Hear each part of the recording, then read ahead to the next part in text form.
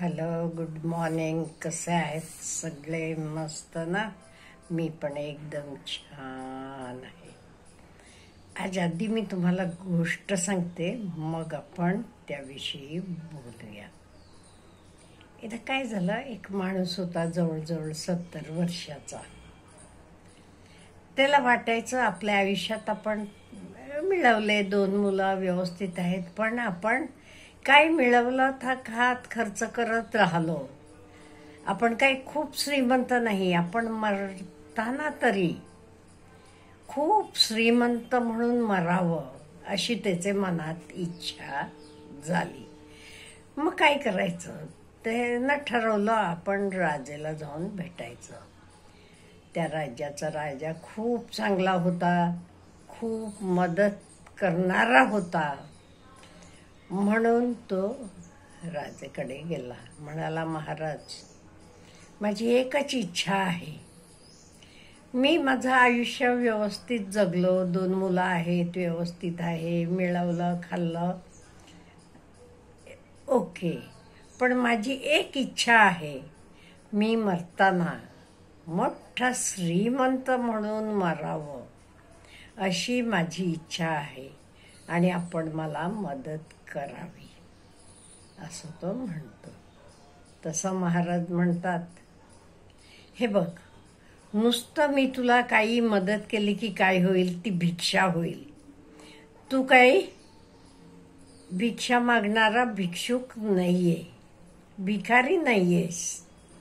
त्यामुळे आपण असं करूया, आपले राज्यात एक नदी आहे, ते नदीत तू एकदा पलीकडनं अलीकडे आलास की तुला मी एक सुवर्णमुद्रा, गोल्ड कॉईन देईन.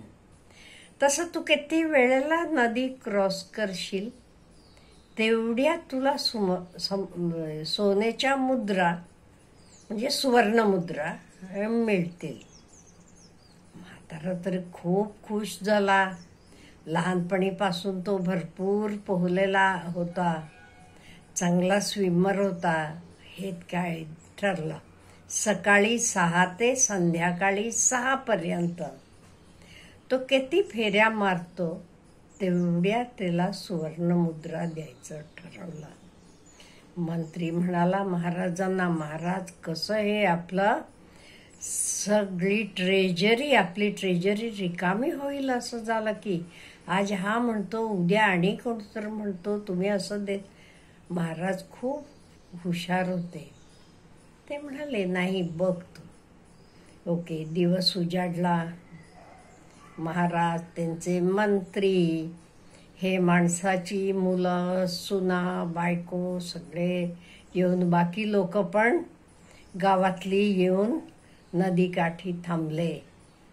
म्हाताऱ्याने पोहणं चालू केलं. एकदा पोहून आला, एक सुवर्णमुद्रा काढून ठेवली गेली बाजूला. दुसऱ्यांदा आला, दुसरा.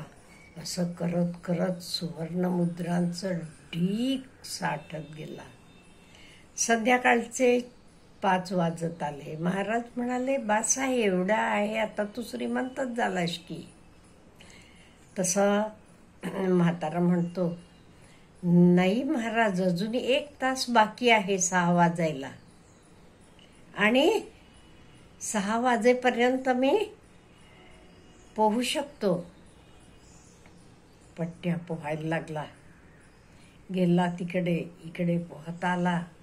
असं शेवटचे 6 वाजत आले की तो पोहून आला, ह्या काठाला आला आणि त्याला हार्ट अटॅक आलं आणि तिथलं तिथे तो मरण पावला, देवाघरी गेला.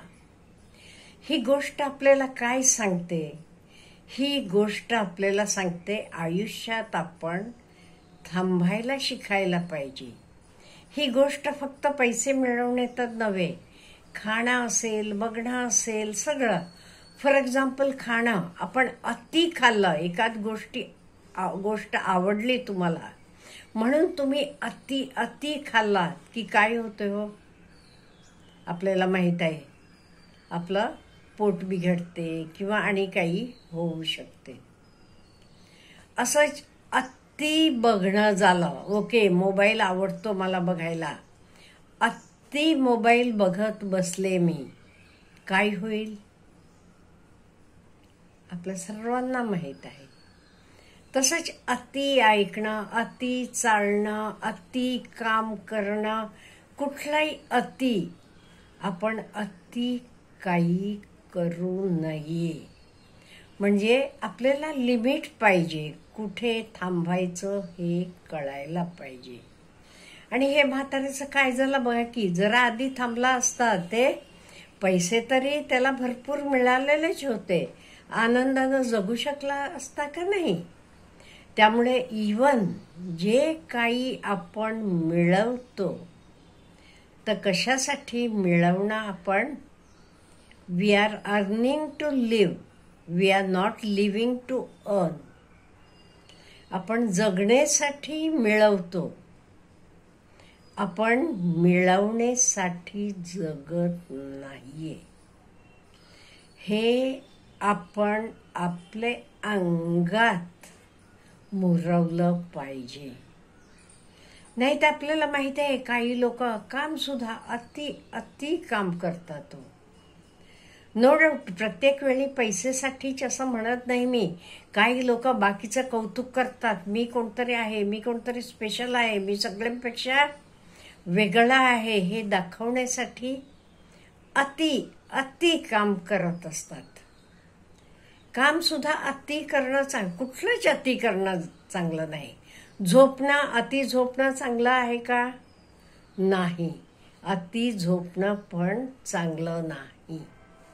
अति खरेदी करणं चांगलं आहे का? आज माझ्याकडे पैसे आहेत म्हणून खूप साड्या खरेदी करत जाते मी, किंवा आणि काही खरेदी करत जाते, चांगलं आहे का?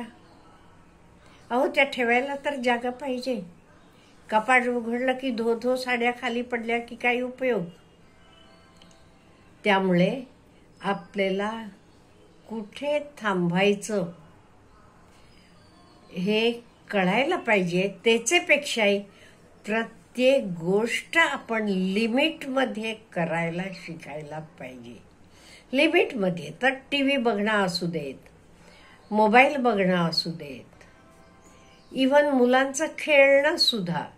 खेळ व्यायामाला चांगला आहे, रोज खेळायला पाहिजे, मीच सांगते. पण दिवसभर तो मुलगा खेळतच राहिला की चांगलं का? अभ्यासाकडे लक्ष नाही, नुसतं दिवसभर खेळतोय, नाही.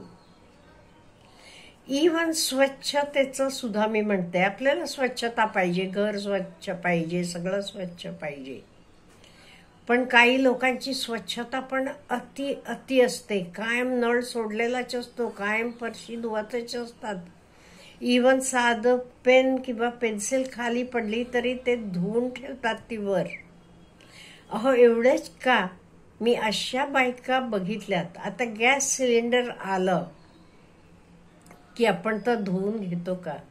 सहसा नाही, मी तर नाही. झाडू मारते पाहिजे ते धूळ असली तर, नुसतं डस्टिंग करून घेतो. अहो, काही बायका पाणी घालून साबण लावून तर गॅस सिलेंडर सुद्धा घासून ठेवणाऱ्या बायका मी बघितलेल्या आहेत. नो डाऊट, ज्यांना जमते तर करू देत. पण कुठली गोष्ट too much is too bad. म्हणून मराठीत पण एक म्हण आहे, अति तिथे माती म्हणून. त्यामुळे जे काही आपण आयुष्यात करतो तर आपण लिमिटमध्ये करत जाऊया, म्हणजे त्याचा उपभोग आपण पण घेऊ शकतो. नाही तर हे म्हाताऱ्याचं काय झालं, तो आणि पैसे मिळवायला, ह्याला आपण हाव म्हणतो. मिळवण्यासाठी काय केला, थांबला नाही, जेवला नाही, पाणी सुद्धा प्याला नाही, नुसतं पोहत राहिला. हे तो जरा तासभर 2 तास आधी थांबला असता तर तो आनंदानं जगला असता.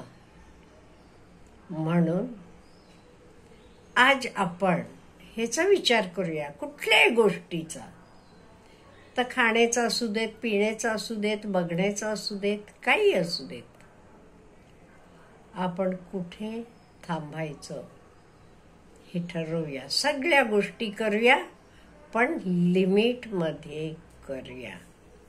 अच्छा, हॅव ए गुड डे.